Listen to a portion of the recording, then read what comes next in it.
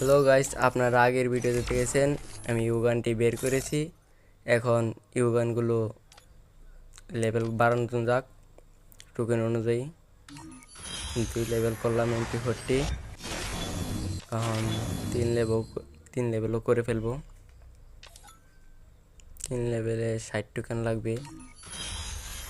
তো 3 লেভেল হয়ে গেল আমাদের কুবরা MP40।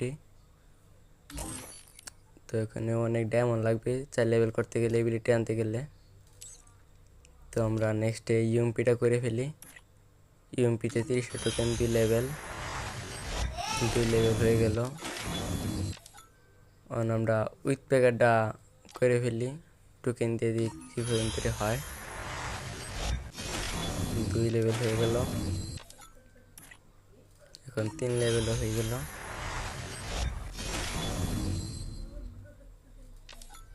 তো এটার এবিলিটি আনতে গেলে 120 টোকেন লাগবে। তো আমাদের কাছে আর টোকেন নাই, ডায়মন্ডও নাই।